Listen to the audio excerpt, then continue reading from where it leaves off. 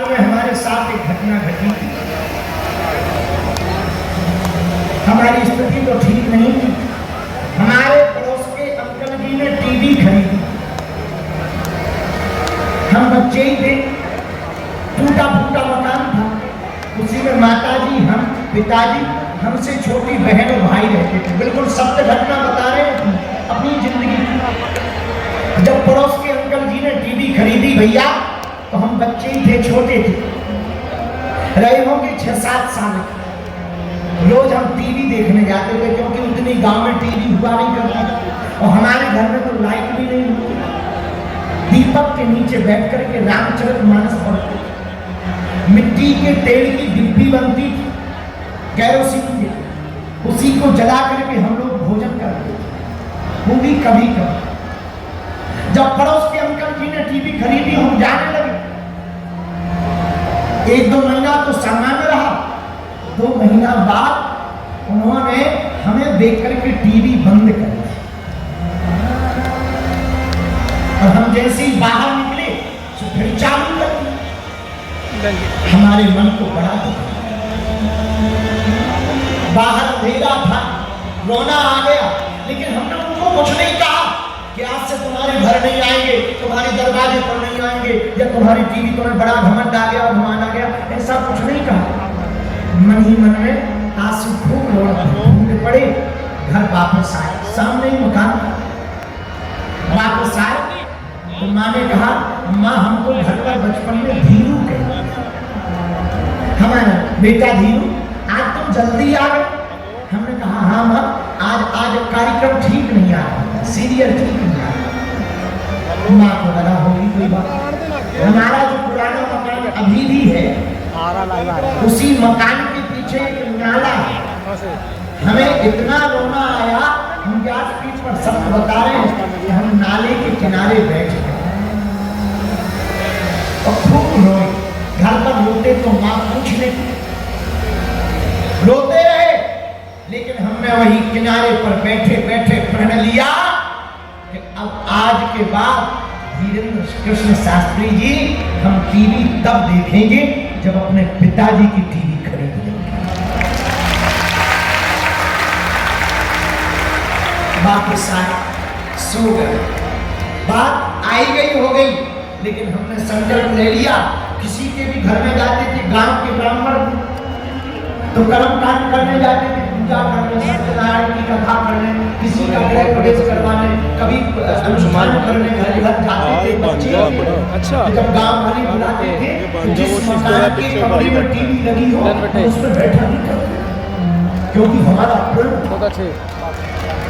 उस समय में नई नई बॉल को बस चली थी, हम उस पर बैठते नहीं थे, यात्रा कैंसल कर देते थे, क्यों? क्योंकि हमारा प्रण था कि टीवी देखेंगे। तो जमा रहा भाई तेरा क्या है भाई, भैया 1.5 साल लगा हमें लेके, एक 5-5, 10-10 रुपया जोड़कर हमने 3800 रुपया जोड़े और 3800 रुपये जोड़कर सेकेंड हैंड मैक्स कंपनी की एक ब्लैक एंड व्हाइट टीवी खरीदी। मकान में रखने की जगह नहीं, सो दरवाजे पर रखी। एक टेबल खरीदी, टेबल पर टीवी रखी, उसके ऊपर रिसीवर रखा, 1 किलो लड्डू ले गए। लाइट थी नहीं, डोरी लेकर के पड़ोस के चाचा जी के घर से डोरी लगाई, टीवी चलाई, बढ़िया नीचे आसन बिछाकर टीवी देखने लगे। तो भगवान की बड़ी कृपा, उस वक्त हमारे पास सिद्धि भी नहीं थी। भैया जो अंकल जी ने हमें भगाया तो उनकी टीवी ठोक गई, उनकी टीवी ठोक गई, तो वो अपने पास आ। जय हो बालाजी। हमको नाराज होके बोले, क्यों इतना बर्बाद कर दिया 3800 रुपया, है शर्म नहीं आती? ये कहीं लग जाता, मकान में लग जाता, कपड़े ले लेते, अच्छा रहता।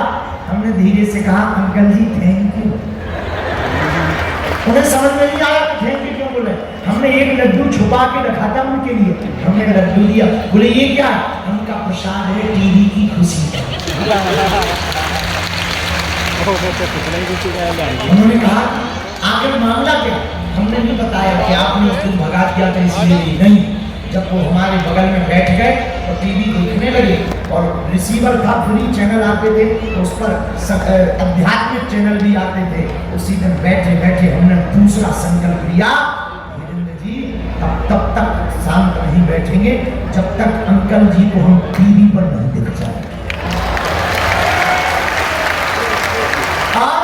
ये बात विनोद की नहीं, हनुमान जी की कृपा की कह रहे भैया हम तो अनपढ़ गवार हैं, तो पढ़े लिखे नहीं, जय हो गुरु जी, जय। हमारी सामर्थ्य का नहीं है, हम तो बहुत ही मूर्ख आदमी है, हम तो साधारण परिवार से आए हुए हैं भैया, हमारी तो कोई शक्ति भक्ति नहीं है। हनुमान जी की कृपा का प्रसाद बता रहे, जिन चाचा जी ने हमें टीवी देखने से भगाया था, ये गुरुदेव के चरणों की कृपा है कि वे रोज हमारा प्रतिदिन प्रवचन टीवी पर देख रहे हैं। जय हो। हम राज छोड़कर इस घटना को इसलिए नहीं बता रहे कि हम आपको अपनी आप नीति बताना चाह रहे हैं, नहीं, कुरुक्षेत्र के पागलो, तुम हमारे परिवार के सदस्य हो, और जितने भी युवान बच्चे, पढ़ने वाले बच्चे, पढ़ने वाली बेटियां बहनें विराजमान है, तुम इतनी मेहनत करो कि किसी कोने में तुम्हारे माँ बाप खड़े हो जावे तो लोग कहेंगे फलाने बेटे का बाप। दुनिया में असंभव कुछ नहीं, असंभव कुछ भी नहीं है, संभव सब कुछ है। अगर दृढ़ संकल्प बनोगे, संकल्प कठोर लोगे, तो तुम्हें भी कृपा मिल जाएगी। और कुरुक्षेत्र के पागलो, तुम आज ही कथा में अपनी बुरी आदतों को छोड़ने का कठोर संकल्प ले लो।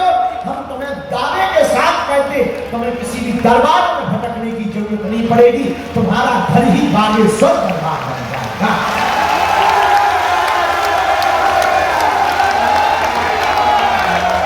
तुम्हारी हनुमान जी की भक्ति, मेरे पागलों, तुम्हें फिर किसी धीरेन्द्र कृष्ण शास्त्री के पास पहुंचने की, जाने की आवश्यकता नहीं पड़ेगी। तुम स्वयं और तुम्हारे घर में स्वयं बागेश्वर बालाजी एक सन्यासी बाबा हो जाएंगे। श्री बालाजी। इसलिए मेरे पागलों, मेरे प्रियजनों, हमने कथा का चौपाई बहुत प्यारी दी, और चौपाई बड़ी अद्भुत है।